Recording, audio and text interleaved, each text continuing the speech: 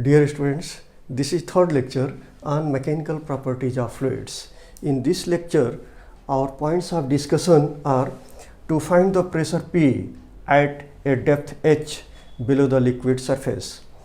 Second point of discussion, gauge pressure.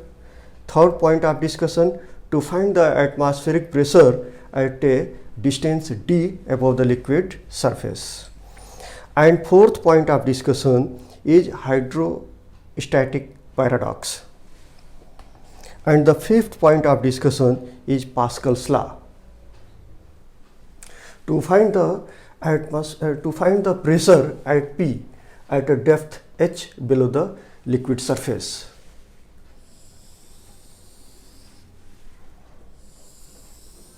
यहाँ पे हम लिक्विड सरफेस के डेप्थ में प्रेशर फाइंड करेंगे. The depth below the liquid surface is h. So now consider here a imaginary cylinder. Consider here imaginary cylinder. One end of the cylinder is on the boundary of the surface of the water and another end in at depth h. So therefore we are using here the previous expression derived in the previous lecture, that is P2 is equal to P1 plus rho g x1 minus x2. Let x1 is equal to 0. Here x1 is equal to 0 and P1 means pressure at the boundary of the surface of the water. The pressure P1 is equal to P0, that is the atmospheric pressure, and x2 is equal to minus h because the point x2 is at depth h. Therefore x2 is equal to minus h, and P2 is equal to P, means P2 is pressure at depth h, that is at x2. So now substituting these values in the expression derived by the previous derivation, that is covered in the previous lecture, that is P2 is equal to P1 plus rho g x1 minus x2. So after substitution you can get P is equal to P0 plus h rho g. This equation gives the total pressure at this point x, means the total pressure at depth h below the liquid surface. Now the total pressure P at depth h is the sum of P0 and h rho g. What is P0? P0 is the pressure due to atmosphere at x1, that is on the surface of the liquid, and h rho g is the pressure due to liquid at depth h. Now next point of discussion is the gauge pressure. What is the gauge pressure? In general, the difference between absolute pressure and atmospheric pressure is called gauge pressure. मतलब gauge pressure absolute pressure और atmospheric pressure का difference है. तो in previous article you know that P is equal to P0 plus h rho g, ये expression हमने derive किया है. तो इस expression को फिर से rearrange करेंगे. तो therefore you can write P0 in left hand side. So therefore it will be P minus P0, and according to definition of the gauge pressure, the difference of absolute pressure and atmospheric pressure is called gauge pressure. Therefore P minus P0, this is gauge pressure, equal to h rho g. Therefore gauge pressure is equal to h rho g. Now you know that it gives the pressure at a given height above the liquid surface, that is the same h rho g. Our next point of discussion is to find the atmospheric pressure at a distance d above the liquid surface. मतलब यहाँ पे हम expression derive करेंगे liquid surface के d height पर atmospheric pressure कितना होगा. तो now consider here water in a container. This is the surface of the water. So here assume that an imaginary cylinder, just like previous derivation, and one end of the imaginary cylinder is at x1 and the another end which is on the free surface of the water is at x2. Therefore, x1 minus x2 is equal to d. Now here x1 is equal to d because it is at a height d from the surface of the water. P1 is equal to P. What is P1? P1 is the atmospheric pressure at point P, which is to be determined here. X2 is equal to 0. Consider here just on the surface of the water, x2 is equal to 0. Because we are measuring the x1 from this point of reference, so therefore this point will be considered as a 0 and this will be at a height d. Now rho is equal to, rho is the density, and here the imaginary cylinder is existing in the air. Therefore rho, that is density of the air. So substituting these all things in the expression derived previously, P2 is equal to P1 plus rho into G into x1 minus x2. Here x1 is equal to d, x2 is equal to 0. Therefore x1 minus x2 is equal to d.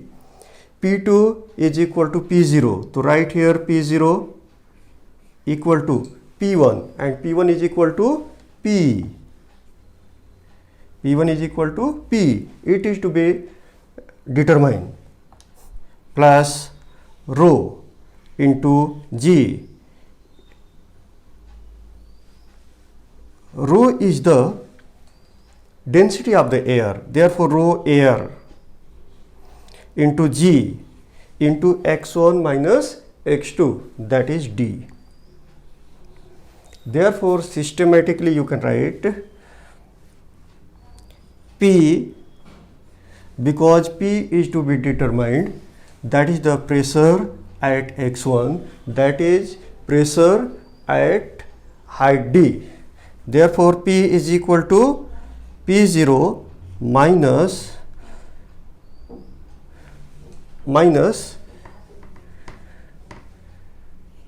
d into rho air into G. This is the required expression for pressure at x1, that is pressure at height d from the surface of the water. Our next point of discussion is hydrostatic paradox. What is hydrostatic paradox? There are two words here, hydrostatic and paradox. इसके पहले lecture में आप समझ चुके हैं कि hydrostatic क्या होता है. हाइड्रोस्टैटिक मतलब लिक्विड की स्टडी या फ्लूइड की स्टडी जब हम रेस्ट पोजीशन में करते हैं तो उस ब्रांच ऑफ फिजिक्स को हाइड्रोस्टैटिक्स कहते हैं. मतलब हाइड्रोस्टैटिक्स में फ्लूइड्स रेस्ट पोजीशन में होता है.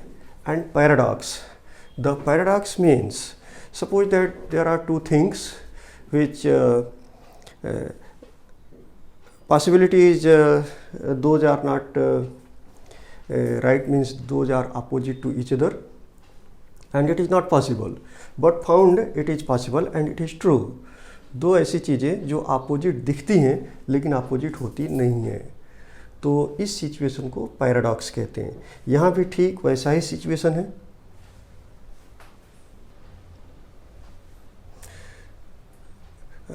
Consider two diagrams here, A and B.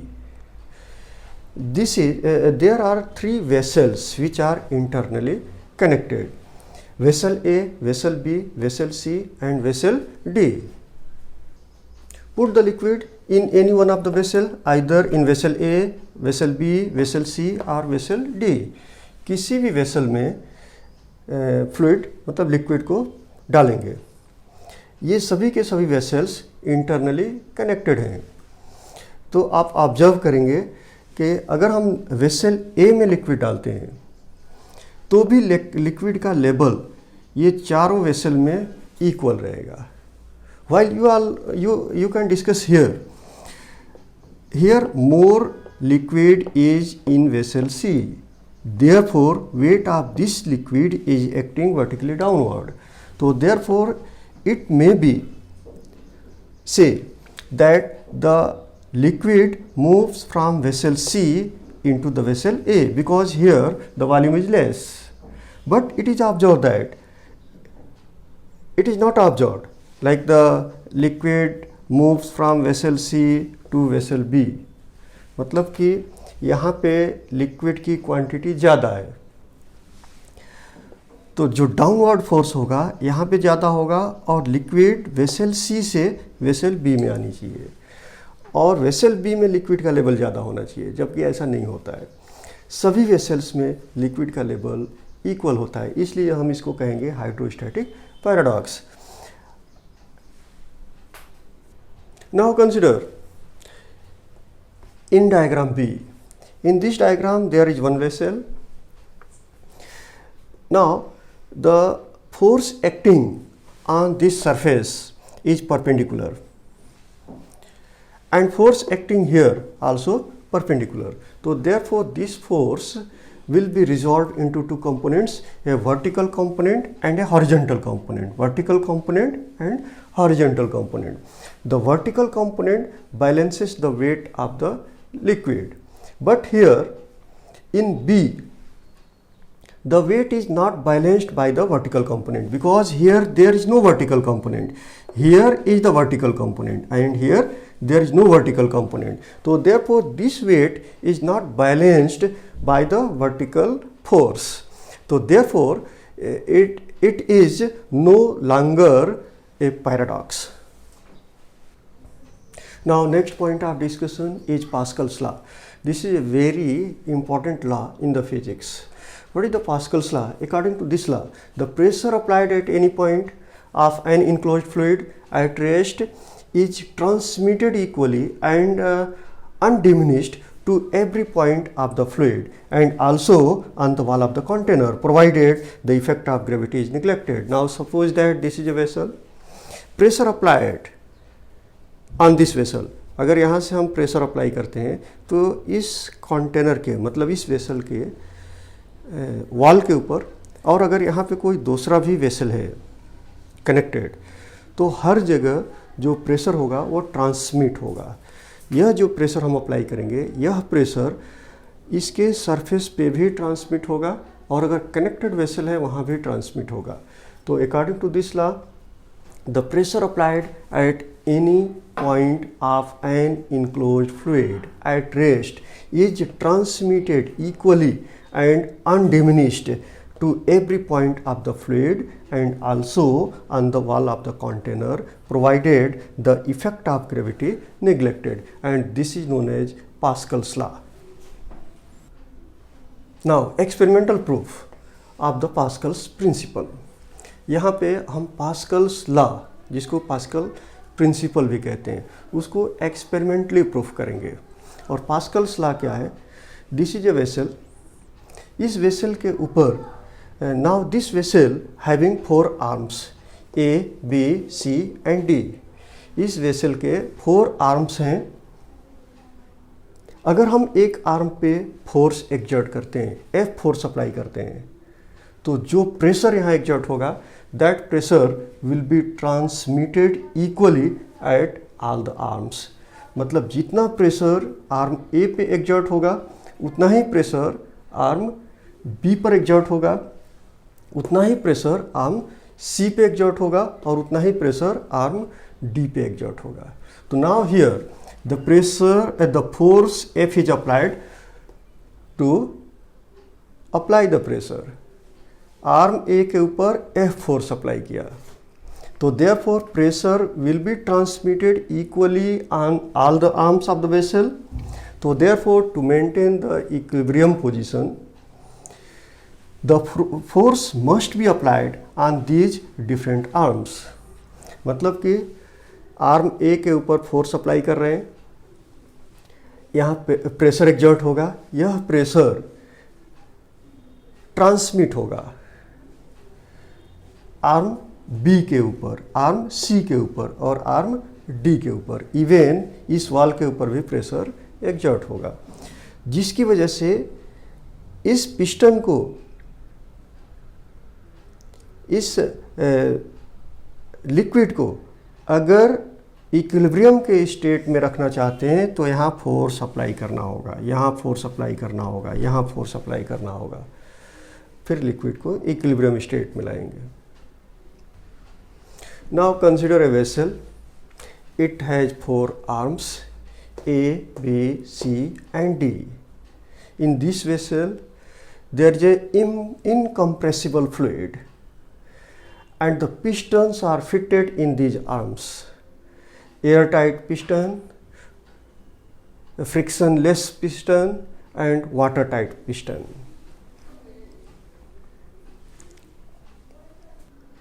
Surface area of arm A is A. Surface area of arm B is 2A. Surface area of arm C is 3A and surface area of arm D is A by 2. Now here the force applied is F. Therefore, to maintain the equilibrium, the force applied on arm B is 2F. The force applied on arm C 3F to maintain the equilibrium position, that is the hydrostatics. The force applied on arm D is F by 2. Then it will be in the state of equilibrium. Now on B, how much pressure is applied? The surface area is 2A, the force applied is 2F.